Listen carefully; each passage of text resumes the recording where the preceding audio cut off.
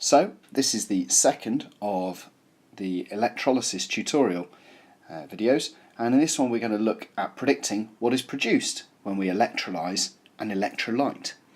Now our electrolytes are either molten ionic compounds or ionic compounds which have been dissolved in water, and hopefully you know why we need them to be either liquid or dissolved in water, and that's because we need the ions to be free. We need the ions to be able to move, because the ions have to move between the electrodes and giving the electrons effectively a piggyback through the electrolyte.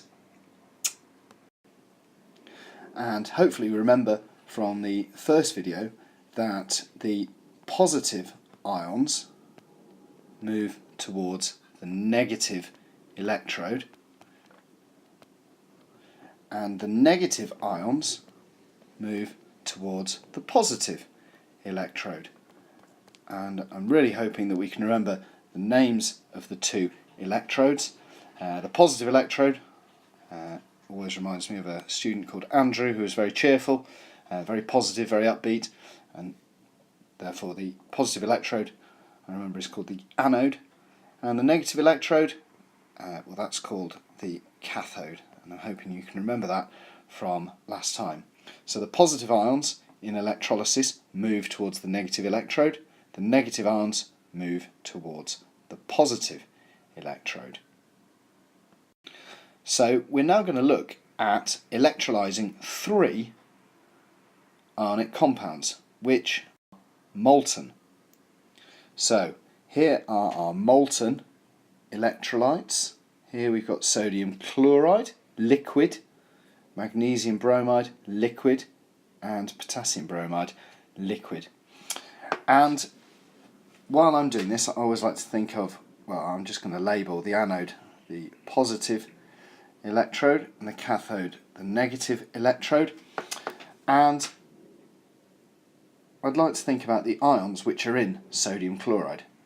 Fairly easy examples to start with, if I'm honest, but we should know that the metals in ionic compounds are positive, and sodium is in group 1, so sodium will be positive 1, and chloride is going to be negative. It's a non-metal and it's in group 7, so it's going to be Cl-. And we can see that the chloride has been attracted to the positive electrode, so we form chlorine, and we need to be able to write half equations for reactions at this point. So we'll have Cl- turning into chlorine. Now chlorine isn't Cl on its own, chlorine is in fact Cl2, because two chlorine atoms will bond together covalently to form a chlorine molecule. Now the big difference at the moment between the two sides of the equation is that we've got two chlorines on the right but only one chloride on the left. So we need to balance that, and we do that by putting a big 2 there. So that shows that two chlorides turn into a chlorine molecule. And at this point now we've got to check the charge on each side of the equation. So on the left hand side we've got two negative particles, so overall my charge on the left is 2-. On the right we've got a neutral particle. Now that's not balanced. If we've got two negatives on the left, we have to make the right hand side the same, or vice versa. So what happens is we need to add some electrons to this right hand side. If I add one electron, that means the right hand side becomes 1-. That still doesn't match the left hand side, which of course was 2-, so let's add 2 electrons to this right hand side. And what that's showing us is it's saying that two chloride ions move towards the anode, and the anode takes an electron off each of them, and therefore chlorine forms. So the chlorides have lost electrons, and so this process is known as, well, you can have a think about that yourself. Okay, can you remember the thing we used to remember the types of reactions going on here. So I talked in the first video about something called Leo-Ger. Okay, so the chloride has lost electrons, so this side we're going to have oxidation.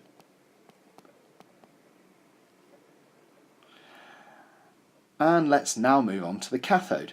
So the cathode is the negative electrode. It's going to attract the positive ions.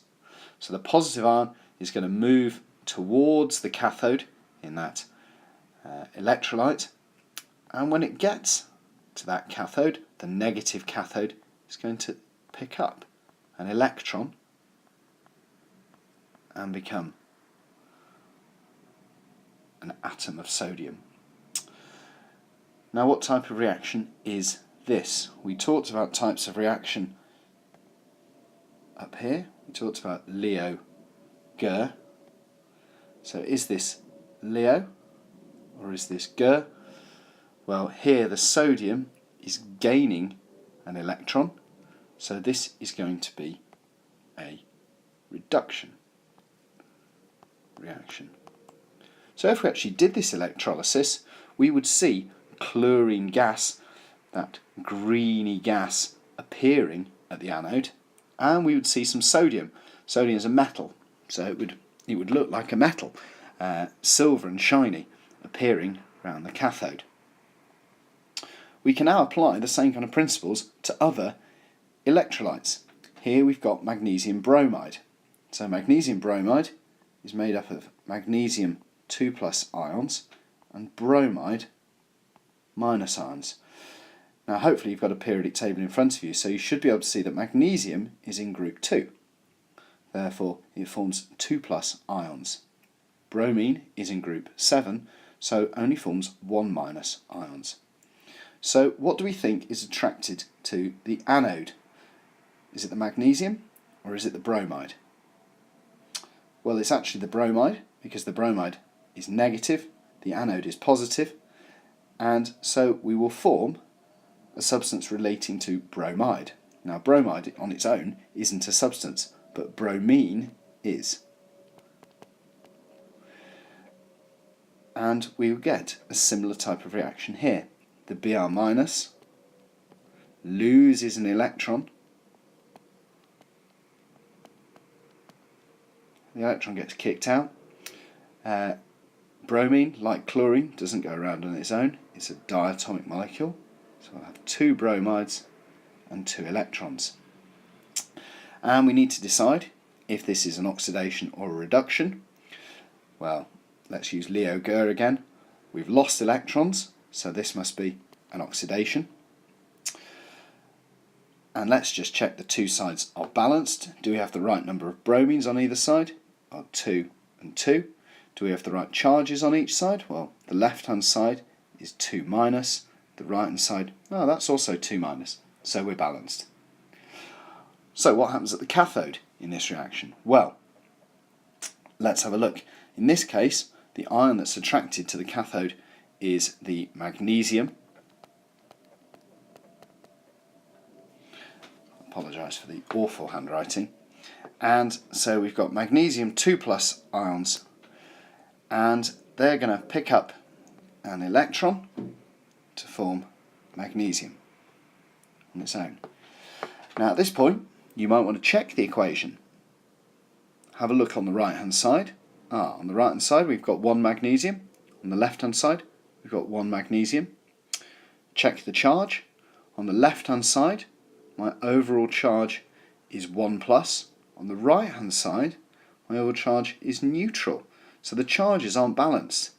What we need to do is we need to add another electron. Magnesium will have to gain 2 electrons to become neutral magnesium. So the equation now balances. 2+, 2-. On the left hand side means neutral, on the right hand side neutral over here.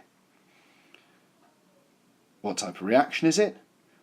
Well, it's gaining electrons, Ger. Great sound. So that is a reduction. And hopefully you should have got the picture by now. So I'll motor through the last one quite quickly. We've got K plus and Br minus. The Br minus will be attracted to the anode, so we'll get bromine forming.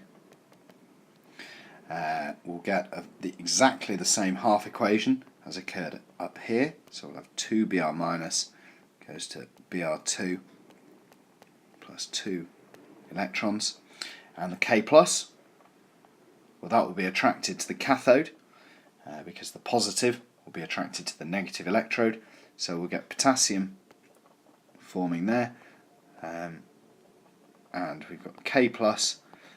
It would only pick up one electron because it's only in K1 plus to form potassium, and again that would be a reduction. So there are certain trends that we need to spot here. At the anode we always have oxidation. At the cathode we always have reduction.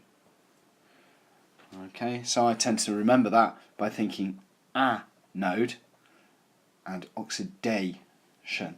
The A in oxidation reminds me about the reaction happening at the anode. Now, things get a bit trickier when you're dealing with aqueous solutions because water itself splits up into hydrogen ions and hydroxide ions. Not very much, but in a solution, therefore, of potassium chloride when it's been dissolved in water, not when it's molten, you have potassium ions and you have hydrogen ions. You have the chloride ions, which come from the potassium chloride, and you have hydroxide ions from the water. In another solution, silver sulfate, never use silver sulfate, but you've got silver ions and you've got hydrogen ions, and the negative ions, you've got sulfate ions and you've got hydroxide ions. And you need to know whether, when you electrolyse your aqueous solution, what's formed at the negative electrode is going to have something to do with potassium or is going to have something to do with hydrogen, and likewise at the positive electrode, is the product going to be something to do with chloride or is it going to be something to do with hydroxide? So the set of rules you need to know are, well, the first one is, well, let's look at the positive ions. If the positive ion, let's say the metal here, is more reactive than hydrogen, it won't form. The hydrogen will form. Okay? And what happens is the hydrogen, instead of the potassium, takes the electron from the negative electrode. And I'm balancing this quickly and not explaining what I'm doing, but we'll see a bit more of these. So, if the metal is more reactive than hydrogen, which potassium is, hydrogen will form. So in the second example down here, we've got a choice of silver or hydrogen. Well, silver is less reactive than hydrogen. So in this case, it's the silver that takes the electron from the electrode to form silver metal. The rules for negative ions are maybe slightly easier, maybe slightly more complicated. Have a look at the negative ions present. If you have an ion of a halogen, in other words, if you have a halide ion, you will get a halogen forming. So in this first example, we do have the ion of a halogen, chloride. So according to these rules, the halogen will form. So chlorine will form. But in this second example, we don't have a halide. We actually have sulfate and hydroxide. And if this is the case, then the hydroxide actually turns into oxygen, water, and it releases 4 electrons.